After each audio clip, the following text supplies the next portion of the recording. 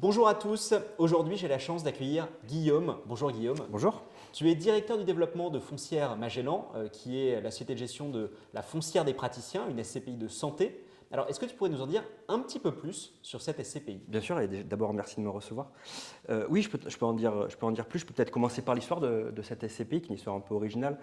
Chez Foncière Magellan, on a l'habitude de créer des fonds sur cahier des charges, des fonds dédiés à des réseaux ou à des groupements familiaux. Et cette SCPI a été créée au départ pour les praticiens du groupe Vivalto, qui voulaient pouvoir bénéficier d'une solution patrimoniale pour gérer leur actif professionnel. Et on a ouvert cette SCPI au grand public depuis 2019 et c'est à partir de là qu'elle a pris son envol. C'est important pour nous parce que, et on le verra je pense dans la suite de l'interview, les praticiens d'origine sont encore au bord de la SCPI et continuent à accompagner ce développement, au moins pour une partie conseil. D'accord, donc en fait finalement c'est eux qui vous donnent des idées également, j'imagine, sur la stratégie? Oui, on continue à acheter avec des praticiens qui sont des actionnaires de la SCPI, mais ils nous aident aussi à sélectionner les actifs, à ne pas faire d'erreurs sur les acquisitions, enfin, en tout cas en faire le moins possible au départ, et surtout, ils nous aident à bien continuer à gérer dans le temps ces actifs, à savoir quel praticien il faut mettre dans tel lieu, est-ce que la zone sur laquelle on intervient est vraiment en déficit d'objets médicaux. Et on le voit, hein, au départ, cette foncière était très marquée déserts médicaux et on avait des acteurs qui nous disaient désert médical égale désert de population et ce n'est pas vraiment vrai. Aujourd'hui, les principaux déserts médicaux sont en Île-de-France. Donc on achète des maisons médicales en Île-de-France.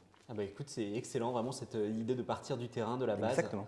C'est une super idée. Alors, vous avez clôturé l'année 2022 avec une très bonne perf, 5,10% de Tout à fait. performance. Je crois que vous êtes la meilleure des SCPI de santé sur 2022.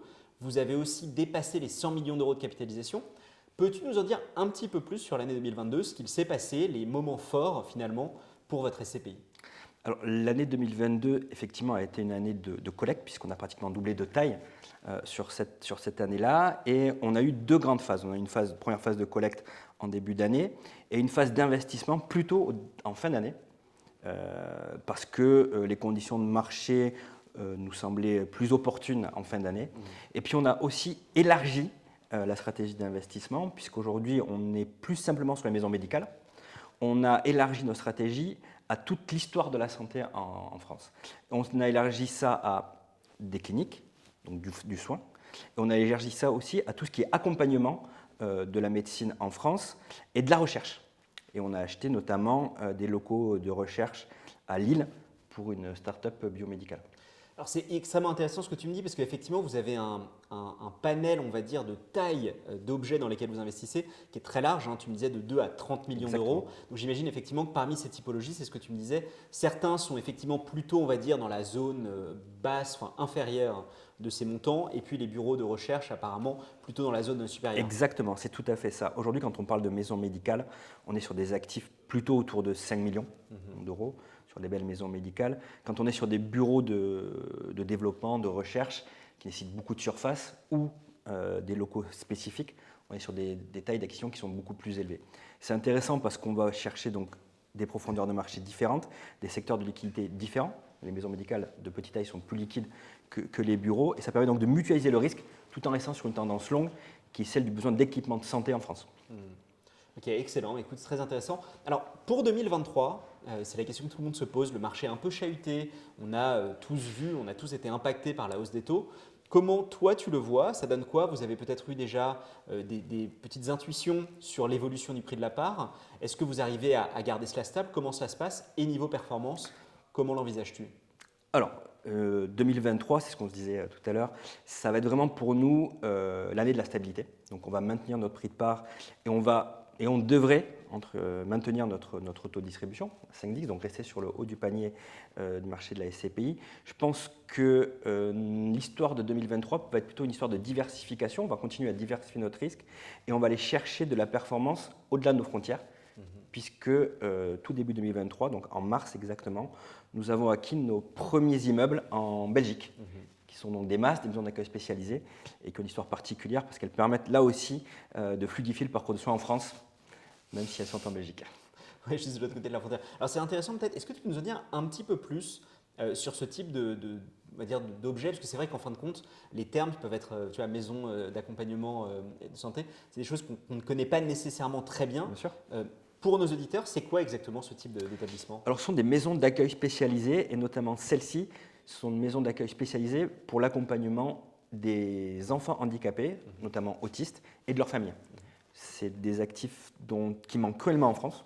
Et aujourd'hui, en Belgique, on arrive plus facilement à développer ce type de biens, et on accueille quotidiennement des enfants handicapés français. Et ça, il y en a beaucoup, ce type d'actifs sur le territoire ou sur les territoires adjacents, comme tu disais? Alors, il n'y en a pas assez en France, Ouais. donc on est bien sur un besoin, donc c'est pour ça qu'on se positionne dessus.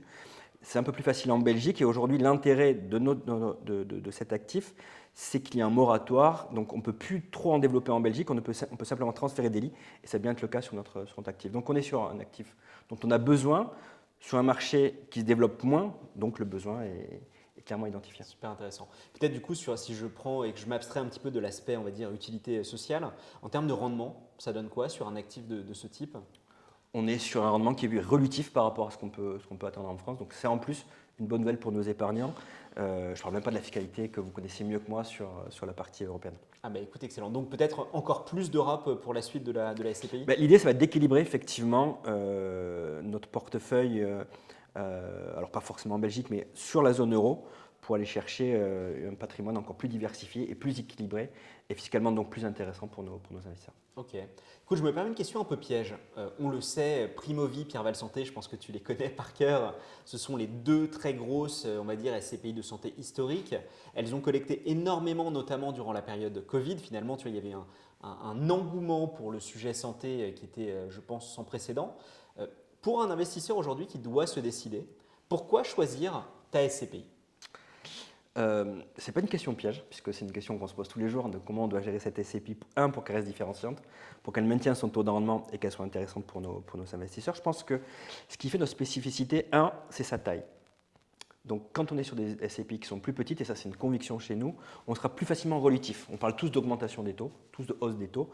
Et pour être relutif, donc pour pouvoir suivre cette hausse des taux, forcément, le fait d'être petit nous facilite la vie. Donc ça, c'est le premier point. Et on voit qu'on maintient notre taux de rendement. Donc ça se montre concrètement. Deux, on a la capacité, nous, à aller chercher des actifs qui sont plus petits que ceux de nos confrères, donc plus liquides. Parce qu'il peut y avoir aussi une crainte de liquidité sur le marché immobilier. Donc je pense que si on doit faire une synthèse de nos avantages, c'est ça, c'est sa taille, la capacité à tenir le rendement et sa liquidité. Ok, effectivement, donc probablement meilleure performance future, meilleure liquidité, ça me paraît assez convaincant. Et en plus, vous avez la meilleure performance. On va tout faire pour continuer. Bah, écoute, super. Alors, tu sais, on aime bien poser cette question de se dire si tu devais nous citer un bien, alors dans ton cas, je pense que ce sera plutôt 3 biens types qui sont emblématiques de votre stratégie. On a abordé le fait que vous alliez à la fois sur des maisons de santé, sur des cliniques et sur plutôt des bureaux de recherche. Est-ce que tu pourrais concrètement nous parler d'un exemple de chacun de ces types d'établissements? Bien sûr. Écoute, j'ai déjà commencé à en parler d'un, les masses en Belgique, les maisons d'accueil spécialisées. Donc ça, je pense que c'est vraiment quelque chose qui va être très fort chez nous, parce que ça répond à plein de besoins, et c'est clairement dans la thèse d'investissement de ce qu'on veut faire.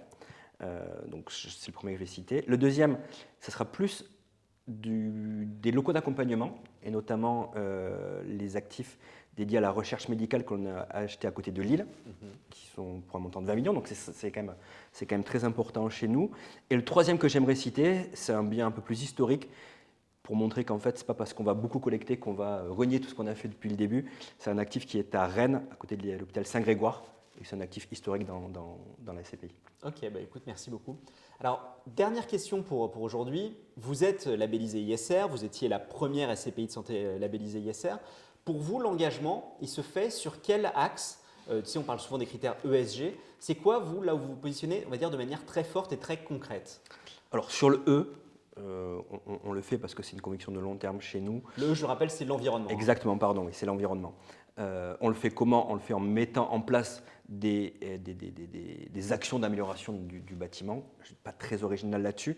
Nous, on insiste beaucoup, c'est sur le S. Et je pense que tu l'as compris dans mon discours. Ma conviction forte, c'est que pour pouvoir être un investissement long terme, il faut qu'on soit sur des tendances long terme. Et c'est bien le S, l'impact que l'on a sur les gens dans les territoires, qui fait qu'aujourd'hui, on a des actifs qui sont pertinents aujourd'hui et qui le seront demain. Oui, c'est vrai que c'est très fort ce que tu décrivais, parce qu'à la fois, thématique des déserts médicaux, on en entend tous parler, ça semble être un problème absolument majeur. Et partout. Encore une fois, le désert médical ne veut pas dire désert de population, c'est ça qui est important. J'encourage tous les franciliens à prendre des rendez-vous chez les spécialistes, c'est très long, et on s'aperçoit que les principaux déserts médicaux sont en fait aux frontières, aux portes de Paris, en Ile-de-France. Oui, non, mais effectivement. Et puis ensuite, tu as tout l'accompagnement là dont tu parlais sur des maisons spécialisées qui sont finalement peut-être un peu délaissées. Écoute, Guillaume, merci beaucoup pour Merci ton à temps. toi. C'était un plaisir de te recevoir. Avec plaisir, à bientôt. À bientôt.